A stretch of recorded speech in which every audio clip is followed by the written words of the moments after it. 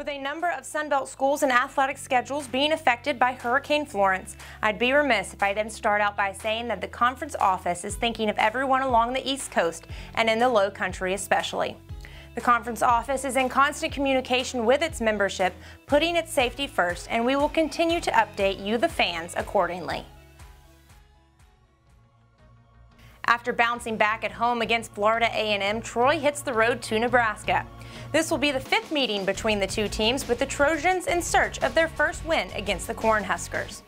A win on the road against a historic team like Nebraska would be huge for the Trojans, something they experienced around this time last year at LSU. Can Troy make it 2 in a row? You know, we basically play, I think, 7 in a row before we get a break, and the 7th one's on a short week. So, you know, it's a really challenging early season schedule. And we've got to continue to make progress this week. We've got to make positive improvements this week and keep getting better all the way to Saturday. And then we've got to make sure that we play good fundamental football. If we do that, I think we'll have an opportunity. But they're a high-level opponent. You know, they provide some major challenges for us on both sides of the offense and defensive lines. Troy and Nebraska get things started for Sunbelt fans on Saturday at 11 a.m. Central Time on the Big Ten Network.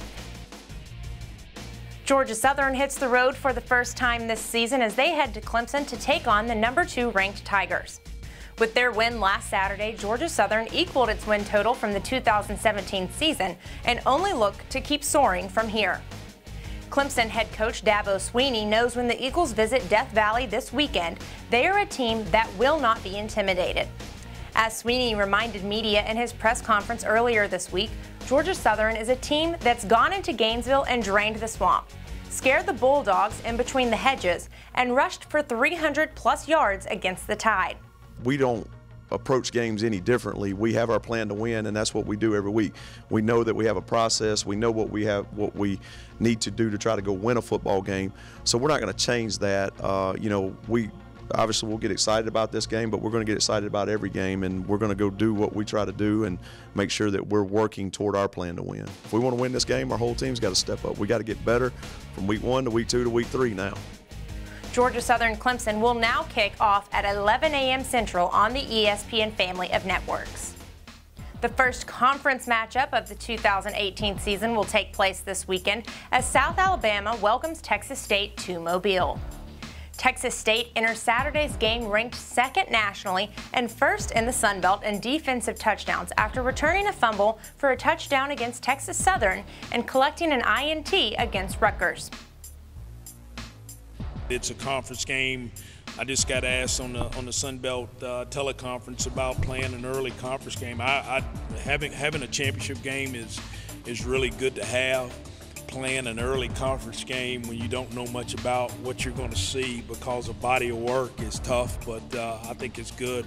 So we expect, your question is, you know, what do we expect from those quarterbacks? We expect to see all 3. We need to get caught up in a hurry about their skill set.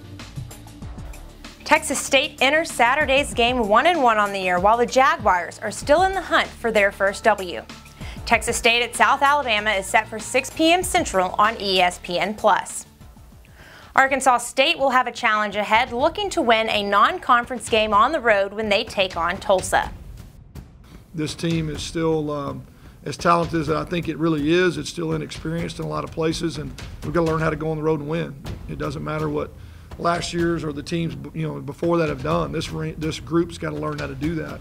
And Tulsa will be a tremendous test. Defensively, we're going to see something completely unique. Just what they've chosen to do defensively is very different than what we've seen from our defense and from anybody that we've seen up to this point.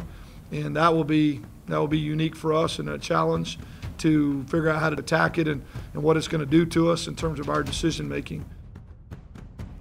A key stat to combat Tulsa's defense, the Red Wolves have produced at least 391 yards of total offense in each of its first 2 games.